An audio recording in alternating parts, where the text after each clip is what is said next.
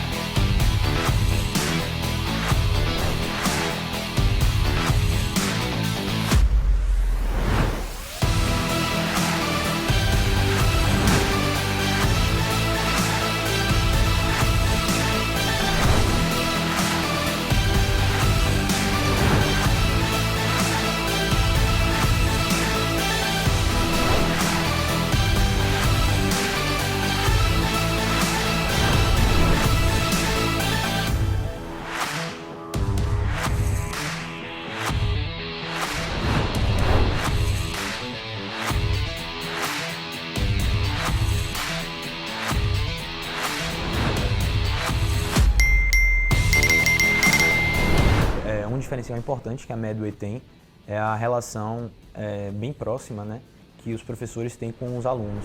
Fazer o curso tirou muita angústia que eu tinha, facilitou muito a jornada aí, no sentido de entregar alguns tópicos já que a gente precisa. Os professores estão sempre bastante presentes. A Medway me mostrou que eu poderia mudar a minha formação como médica e não só como concurseira naquela época. Então ela mudou meu mindset para que eu viesse preparada para São Paulo para ser uma grande residente, mas também uma grande médica no futuro.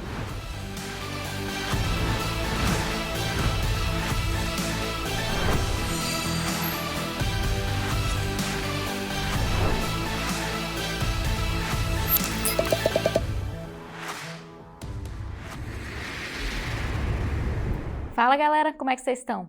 Para quem não me conhece, eu me chamo Marina Pereira, eu sou médica sanitarista, fiz minha residência de preventiva na Unicamp e sou uma das professoras de preventiva aqui da Medway.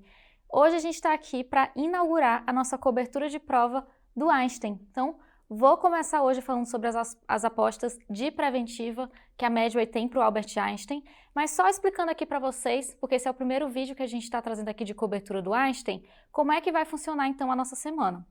Cada dia da semana a gente vai ter as apostas de uma grande área, então hoje a gente começa pela preventiva, mas cada dia da semana a gente vai ter uma das 5 grandes áreas.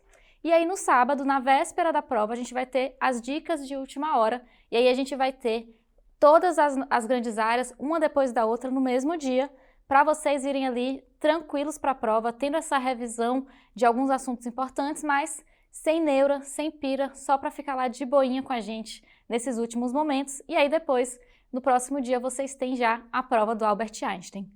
Qual que é a ideia aqui das apostas, das dicas de última hora? As apostas são as apostas que a gente tem aqui dos assuntos que são mais importantes em termos do Albert Einstein, da instituição que a gente estiver falando aqui na nossa cobertura.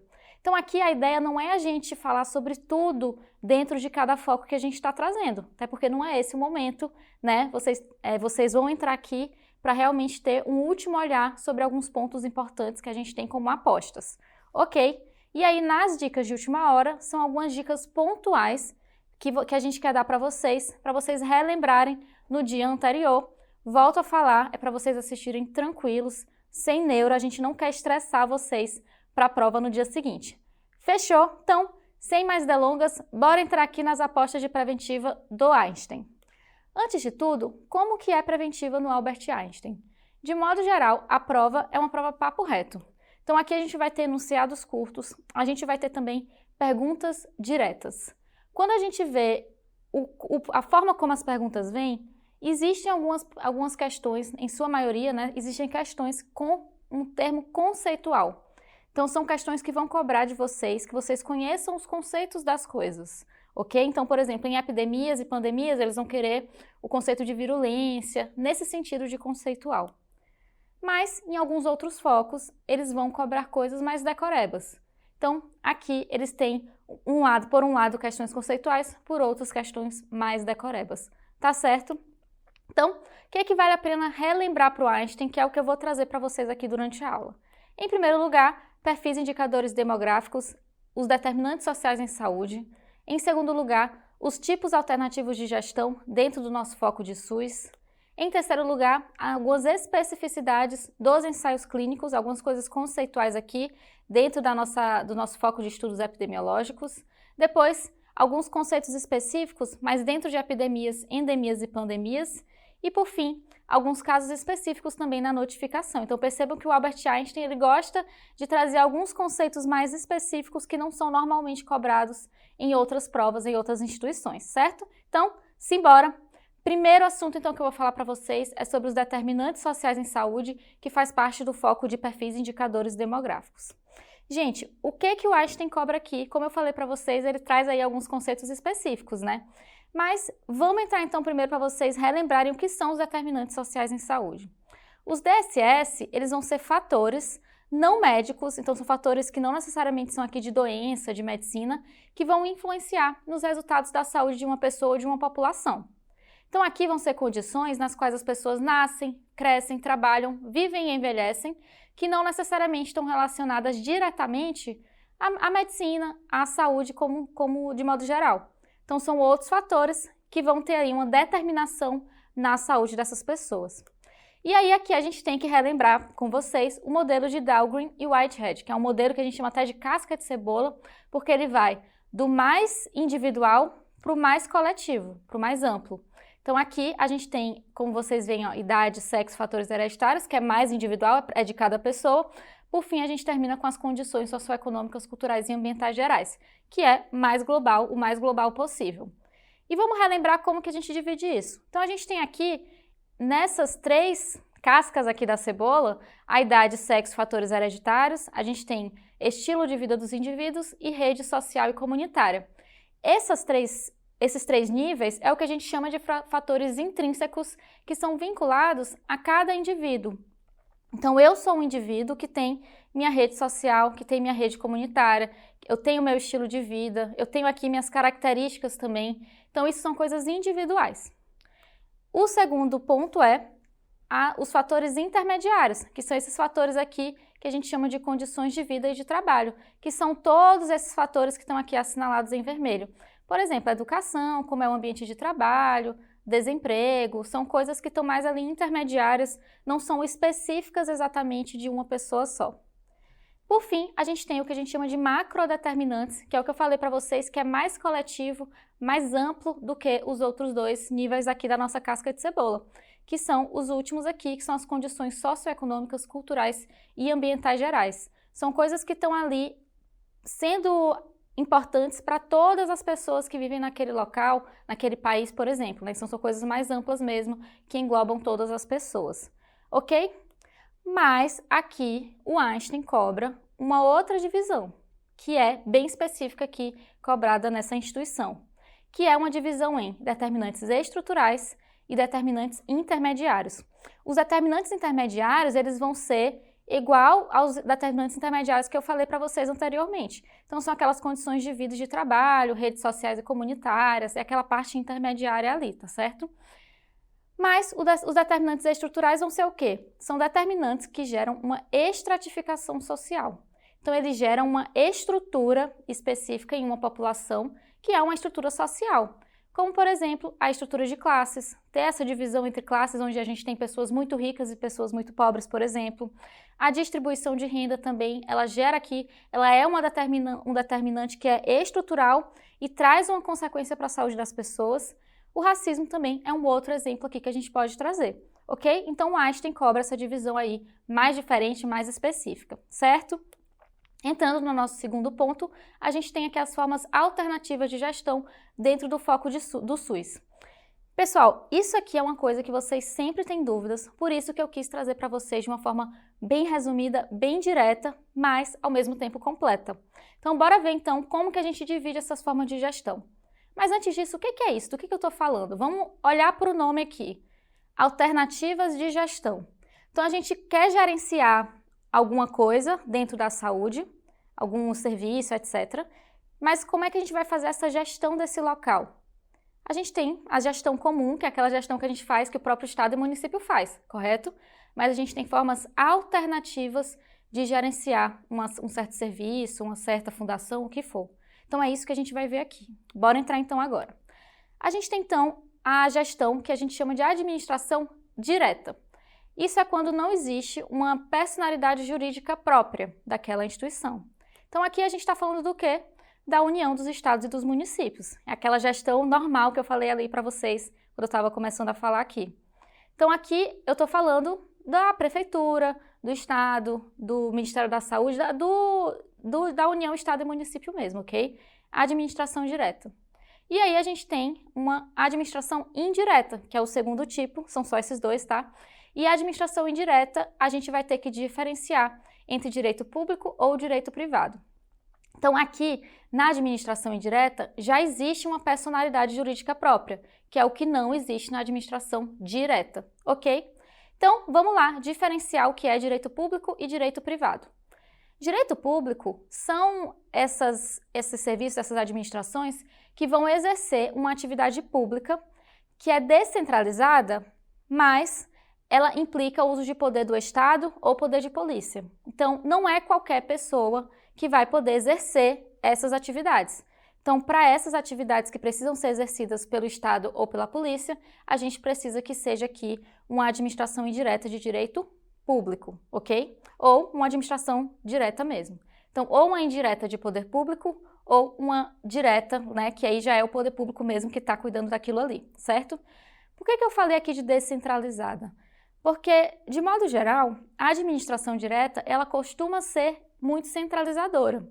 E isso gera alguns problemas às vezes. Às vezes nós precisamos que essa gestão seja realmente descentralizada, isso inclusive dá mais autonomia para as pessoas e tudo mais. A gente precisa de mais rapidez para resolver as coisas e aí existe uma preferência para ter uma administração indireta, cuidando, gerenciando aquilo, ao invés de uma administração direta. Então, se a gente quer mais rapidez, mais autonomia para essas pessoas que estão trabalhando ali, a gente dá preferência para uma administração indireta de direito público. E o que seria a de direito privado? A de direito privado vai prestar serviços públicos, mas que não exige esse regime jurídico público integral.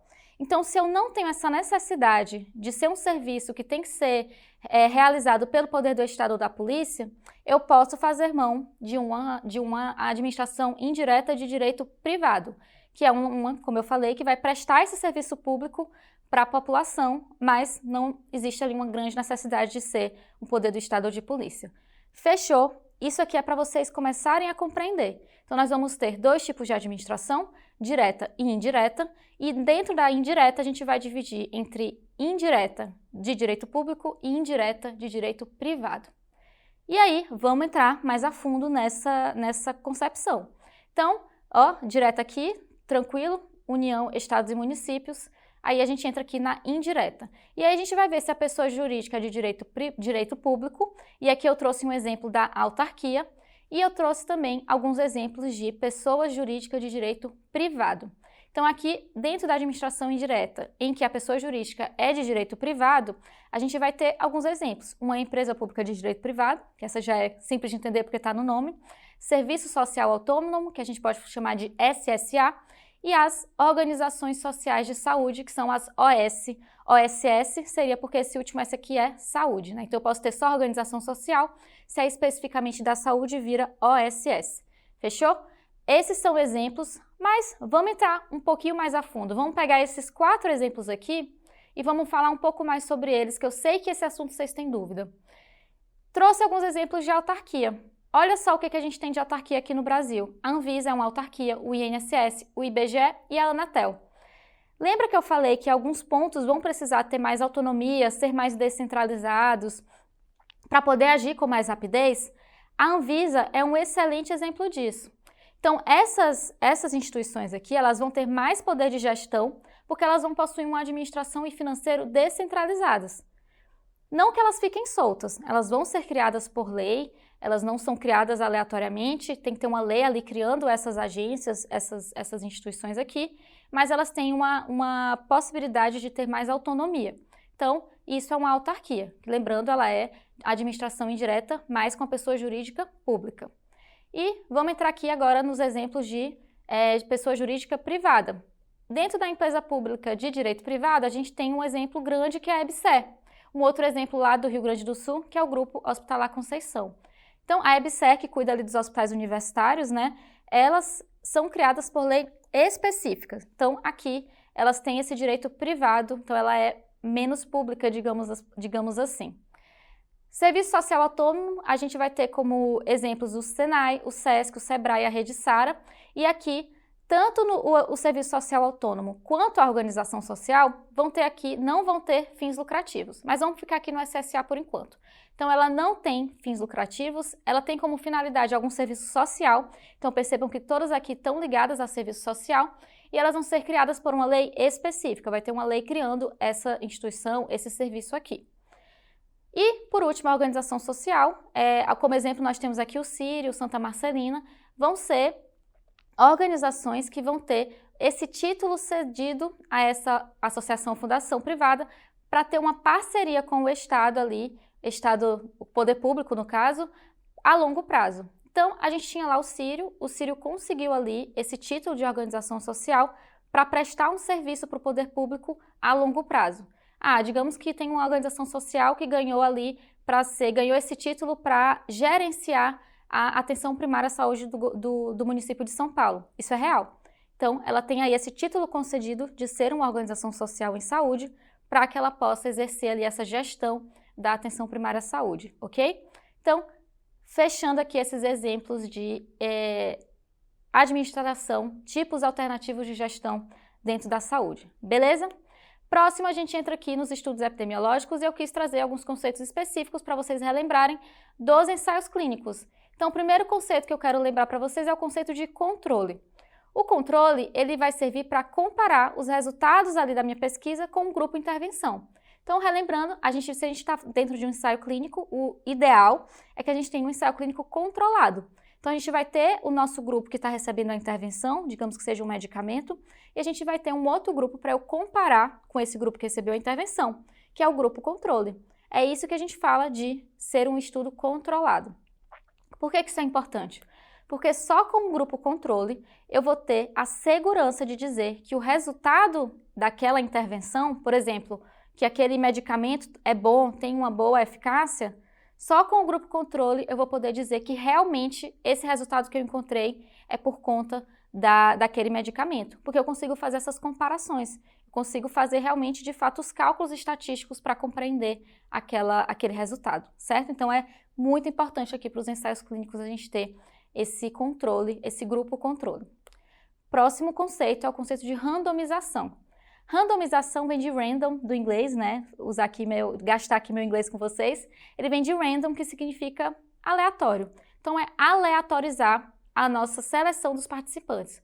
Como assim? Então, aqui a gente vai fazer uma seleção dos indivíduos para a nossa pesquisa, dos participantes, mas a gente não vai fazer isso escolhendo a dedo. A gente vai fazer uma seleção aleatória, que pode ser feita por sorteio, por exemplo.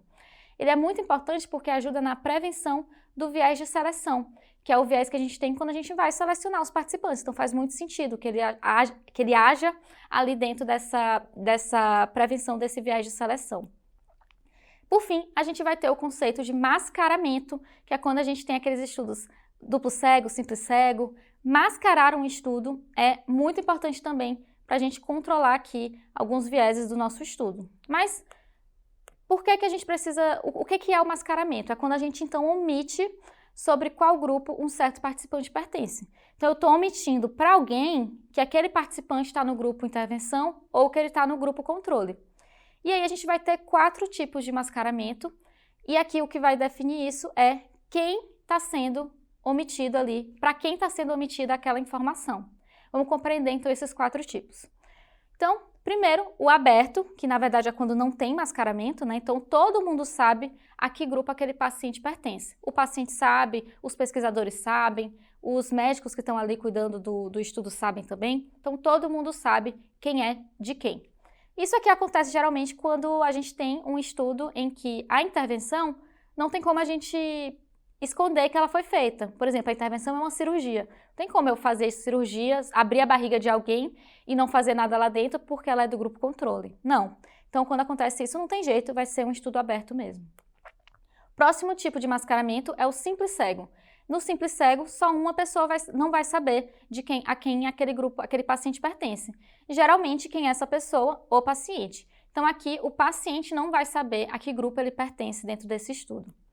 Duplo cego é quando 2 pessoas não sabem. E aqui vai ser o paciente e o responsável ali pela pesquisa naquele local, geralmente o médico, o técnico que está administrando aquela droga, por exemplo. Então, no duplo cego, nem o paciente, nem a pessoa ali, o pesquisador que está agindo ali no paciente, vão saber quem é. No triplo cego, quem não vai saber, 3 pessoas não vão saber. Então, nem os participantes, nem os médicos, os profissionais, né, como eu falei, que são os responsáveis, né, e nem as pessoas que analisam o dado vão saber. Então, aqui a gente tem participante, médico ou técnico que está ali administrando a droga e o profissional que vai analisar esses dados. Nenhum dos 3 vai saber onde a pessoa está. Isso aqui é excelente, porque assim a gente tem uma maior segurança de que não está tendo nenhum viés ali na análise dos dados ou na administração da droga ou nenhum efeito placebo também acontecendo ali. Beleza? Então, a cada um vai adicionando uma pessoa que não está sabendo quem é que está em cada grupo, certo?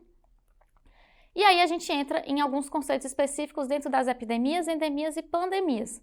Primeiro conceito que eu quero saber, isso aqui já foi cobrado no Einstein, tá, gente? Primeiro conceito que eu quero trazer para vocês é de infectividade. O que é infectividade? É a capacidade do agente infeccioso invadir o corpo da pessoa, se multiplicar e produzir infecção. A pessoa nem precisa estar doente ainda, mas ela está infectada. Essa capacidade de invadir o corpo da pessoa e provocar infecção é o que a gente chama de infectividade. Um bom exemplo aqui é a Covid-19. A Covid-19 tem uma capacidade muito grande de acontecer isso. Vocês lembram que teve vários casos ali de pessoas que estavam infectadas, mas nem tiveram sintoma, nem tiveram sinais, nem estavam doentes. Então, ela tem uma grande capacidade de infectar, né? Então, Covid é um bom exemplo aqui. Próximo conceito é o de patogenicidade. E aí, a patogenicidade, ela vai um passo além. É a capacidade dele causar doença no hospedeiro que está infectado. Então, a pessoa está com a infecção, mas, além disso, tem essa facilidade de causar a doença nesse hospedeiro.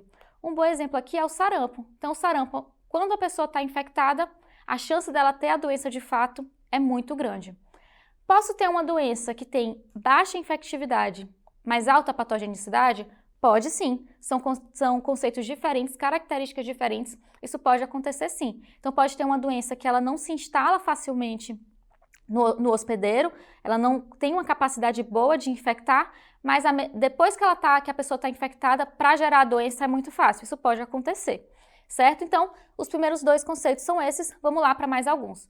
Virulência, a virulência vai ser a capacidade de produzir doença grave, então a pessoa tem a doença, e aí se é uma doença que ela tem uma boa capacidade de gerar uma doença grave, ela vai ter uma alta virulência. Um bom exemplo aqui é o tétano. O tétano tem uma grande capacidade de causar casos graves depois que a pessoa está com a doença. Letalidade, vamos um passo além, é a capacidade de gerar morte, casos fatais. E aqui, para vocês diferenciarem letalidade de mortalidade, trouxe aqui exatamente o que significa. Então, a gente pega quem está doente e vê dentro desse grupo de quem está doente quem foi a óbito. Isso é a letalidade. Então, é a morte pela doença dentro do grupo dos doentes. Bom exemplo aqui, raiva, exemplo clássico. 100% das pessoas que pegam raiva vão a óbito. A gente tem alguns poucos casos na literatura de pessoas que não foram a óbito, mas pouquíssimos mesmo. A gente pode ainda considerar que ela tem uma letalidade aí, se não de 100%, muito próxima de 100%. E, como eu falei, vamos diferenciar a letalidade e mortalidade. A mortalidade vai ser, então, as mortes por habitante. Morte por habitante. Se a gente está falando de mortalidade geral, é a taxa de morte dentro da população, independente de doença. Mas eu posso ter o conceito aqui de mortalidade específica. E aqui é a mortalidade específica por conta de uma doença. Mortalidade específica por doença. E aqui a diferença para a letalidade é que na mortalidade específica eu estou olhando para a população. Então eu pego a população como um todo e vejo quem morreu por aquela causa. Então aqui a gente tem que seria a morte pela doença, mas dentro da população. Enquanto aquilo na letalidade era a morte pela doença, mas dentre os doentes. Exemplo de doença que tem alta mortalidade específica dentro da nossa população, doenças cardiovasculares, né? Então aqui é uma grande causa de óbito dentro da nossa população, certo? Por fim, a gente vai entrar aqui em alguns casos especiais dentro das notificações. Então aqui eu vou falar para vocês sobre agravos relacionados ao trabalho, sobre farmacovigilância e vou falar sobre SRAG, Síndrome Respiratória Aguda Grave, em tempos de Covid. Na verdade, SRAG e síndrome gripal também. Como é que a gente notifica isso agora que a gente está aqui na pandemia da Covid, certo? Então, bora entrando lá, primeiro falando sobre os agravos relacionados ao trabalho. O que eu quero relembrar para vocês? A gente precisa notificar esses agravos, independente do vínculo trabalhista, tá certo? Lembrem que a CAT, que é o Comunicado de Acidente do Trabalho, é uma notificação para o INSS. Então, é diferente da notificação que a gente faz dentro da saúde. Para a CAT, essa sim a gente só vai notificar de acordo com o vínculo trabalhista, só para pessoas que têm vínculo formal de trabalho. Para a notificação é diferente. A notificação a gente está notificando a vigilância epidemiológica, é uma notificação da saúde. Então aqui vale para todo mundo, independente do vínculo trabalhista, tá certo? E de trabalho era só isso, vamos entrar agora na farmacovigilância. O que é farmacovigilância? Farmacovigilância é a gente compreender, manter essa vigilância constante por conta dos fármacos, de acordo com se aquele fármaco está trazendo efeitos adversos e tudo mais. É manter essa vigilância.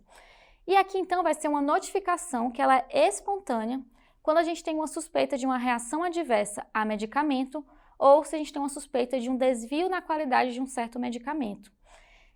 E geralmente isso aqui é a última fase, inclusive, do estudo para liberar um novo medicamento na nossa população. Então, vamos entrar em mais detalhes aqui sobre essa farmacovigilância, eu vou dar um exemplo aqui. Então, digamos que a gente fez ali um novo medicamento, eu tenho um novo medicamento para hipertensão, por exemplo, passei por todas as fases de ensaio clínico, etc., sei que ele tem poucos efeitos adversos, sei que ele é muito útil para a população, tem uma boa eficácia, agora eu vou lançar esse medicamento para a população, vai começar a ser utilizado na minha população. E aí, quando ele já está comercializado, sendo utilizado, é a última fase desse estudo para a gente lançar esse medicamento. Então, ele já está sendo utilizado pela população, mas eu preciso manter essa última fase para sempre. Manter essa vigilância para a gente ver se não acontece alguma coisa ali inesperada. Então, aqui eu como médica, se eu estou ali atendendo um paciente e ele teve um efeito adverso a esse medicamento, eu vou fazer essa notificação para a vigilância. Que vigilância? É para a vigilância sanitária. Então, aqui não está dentro daqueles agravos de notificação, daquela lista de agravos de notificação que a gente tem, aquela lista gigantesca, porque ali é para vigilância epidemiológica. Aqui eu estou fazendo para vigilância sanitária. Então, se eu sou lá uma médica, vi ali então uma reação adversa a um medicamento, ou se eu tenho uma suspeita ali de que tem uma qualidade ruim, um desvio na qualidade dos medicamentos, eu posso fazer essa notificação para vigilância sanitária. Lembrando que a vigilância sanitária vai cuidar dos nossos bens e serviços de saúde, bens de consumo e serviços de saúde. Medicamento, vacina, a tinta que eu pinto o cabelo, tudo isso são bens que podem causar algum mal para a saúde. Então, a vigilância sanitária está olhando para tudo isso. Quando eu falo de serviço de saúde, eu estou falando da unidade básica de saúde, do salão onde eu pinto o cabelo, dos restaurantes, supermercados, qualquer local que possa causar ali algum mal para a saúde das pessoas, beleza? Então, a vigilância sanitária olha para tudo isso, bens e serviços que possam causar algum mal para a saúde. E Aí vocês vão ficar confusos. Poxa, Marina, mas eu lembro que lá na nossa lista nacional de notificação compulsória, tem ali falando que se a gente tiver um evento adverso grave ou óbito pós-vacinação, eu preciso fazer uma notificação. De fato, então se eu tenho um evento adverso grave ou óbito pós-vacinação, eu vou fazer uma notificação para a vigilância epidemiológica no sistema que a gente chama de SINAM, que é o Sistema Nacional de Agravos de Notificação. Quem precisa fazer essa notificação? Qualquer profissional e estabelecimento de saúde. São obrigados a fazer. Por outro lado, a gente tem aqui o que eu estou falando para vocês ao longo dessa aula aqui de notificação. Eventos adversos a medicamentos e vacinas, a gente vai fazer aqui, independente se foi grave, se levou ao óbito, eu vou fazer essa notificação para a vigilância sanitária. Quem faz essa notificação? Qualquer profissional de saúde ou mesmo qualquer cidadão. Então, eu tenho esse sistema aqui que a gente chama de VigiMed, que é um sistema específico para isso, VigiMed, né? Vigilância, medicamento, que nesse sistema, qualquer cidadão pode entrar lá e falar que aconteceu alguma coisa, algum efeito adverso ali, por exemplo, ok? Então, temos esses dois sistemas, um que vai para a vigilância sanitária, um que vai para a vigilância epidemiológica. Evento adverso grave ou óbito pós-vacinação está lá como notificação compulsória pro SINAM, dentro da vigilância epidemiológica, mas a gente tem também essa notificação de eventos adversos a medicamentos e vacinas que deve ser feita no VigiMed para a vigilância sanitária. Beleza? Então eu tenho aqui um paciente que ele tomou uma vacina e teve um evento adverso grave ou um óbito pós-vacinação. Quer dizer que eu precisaria então notificar nos dois? Sim, o ideal é que você notificasse nos dois mesmo. Muito provavelmente a vigilância epidemiológica aqui, quando for notificado esse caso para o SINAM, muito provavelmente ela vai entrar em contato com a vigilância sanitária, mas nós como profissionais temos esse dever também, tá ok? Então, de farmacovigilância é isso. Para finalizar nossa aula, vamos falar de notificação para síndrome respiratória aguda grave e síndrome gripal em tempos de Covid. Então aqui vocês vão ver que tem dois sistemas que eu pontuei para vocês. Aliás, 3 no caso. A gente tem o SINAM, que está aqui embaixo, o sistema que a gente chama de CIVEP-GRIP, que foi um sistema criado na época ali da epidemia, da pandemia de influenza, foi um sistema criado para que tivesse uma notificação mais ágil e um fluxo de dados mais ágil que a gente necessitava. Então esse sistema existe desde aquela época, ainda está em uso, e tem esse SUS Notifica, que é um outro sistema que a gente tem. Então, são 3 sistemas. Vou começar, então, pelo CIVEP-GRIP. Então, aqui a gente tem as 3 situações, em termos de síndrome gripal e SRAG, que a gente vai notificar para o CIVEP-GRIP. Pontos importantes, então, para vocês focarem aqui. Sempre que for SRAG, seja um SRAG hospitalizado, seja um óbito por SRAG, a gente vai notificar para o CIVEP-GRIP. Se eu tenho dados de vigilância sentinela, mesmo que seja síndrome gripal ou SRAG, esses dados vão ser notificados também para o CIVEP-GRIP. Então, se eu estou numa unidade que é sentinela e chegou um caso para mim de síndrome gripal ou de SRAG, eu vou fazer essa notificação e essa notificação vai ser para o CIVEP-GRIP. Então, em resumo, sempre que for SRAG, CIVEP-GRIP. E quando que eu vou usar, então, o SUS Notifica? Caso eu esteja diante de um caso de síndrome gripal que não seja numa unidade sentinela. Porque se eu estou numa unidade sentinela e chegou síndrome gripal ou SRAG, independente do que for, vai ser para o CIVEP-GRIP, porque as unidades sentinela já tinham acesso, o login, para o CIVEP-GRIP. Mas as outras unidades, que anteriormente não precisavam fazer essa notificação, não tinham esse acesso. Então, para essas unidades, a gente facilitou, para facilitar, elas vão fazer essa notificação para o SUS Notifica. Então, vamos resumir aqui. Síndrome gripal, se não for em unidade sentinela, SUS Notifica. Qualquer dado que acontecer numa unidade sentinela, síndrome gripal ou SRAG, CIVEP-GRIP. SRAG hospitalizado ou óbito por SRAG, CIVEP-GRIP, ok? Então, tudo de SRAG vai para o CIVEP-GRIP. E essas aqui de baixo, o que são? São outros agravos relacionados à síndrome gripal que estão lá na nossa lista nacional de notificação compulsória. O que a gente tem lá então? A gente tem infecção humana por novo subtipo de influenza. Então, se eu tenho aqui uma infecção que foi por um novo subtipo de influenza que causa uma síndrome gripal, eu vou notificar no fluxo comum pelo SINAM, tanto para a Secretaria Municipal, quanto para a Estadual, quanto para o Ministério da Saúde. Essa notificação é imediata. Tem que ser feita em 24 horas desde que eu identifiquei aquele caso.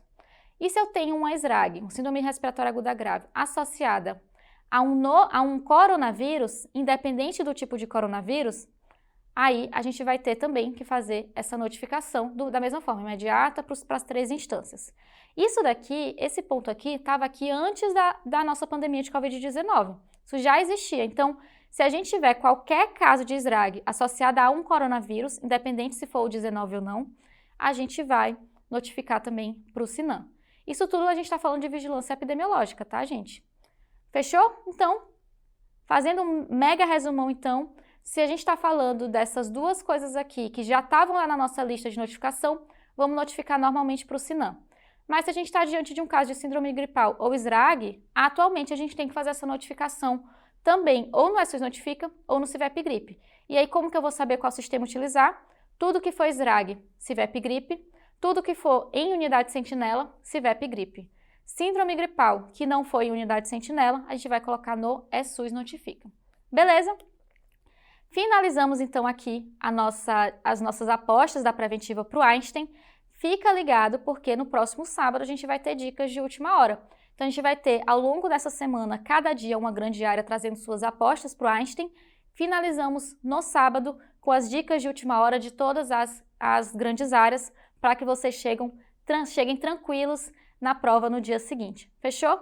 E vem aí também as nossas lives de correção, que vão ser lives de correção das principais instituições do Brasil. Então a gente vai trazer aqui live de correção da USP, da Unicamp, de várias instituições aqui para vocês. Então fica ligado no nosso Instagram, @medway.residenciamédica, para ter mais informações. Fica ligado aqui no YouTube também, que vocês vão saber de primeira mão quando que vai ter e para quais instituições a gente vai fazer aqui todas essas lives, toda essa cobertura de provas que a gente quer estar aqui junto de vocês ao máximo possível. Beleza? É isso, pessoal. Até mais, pra cima!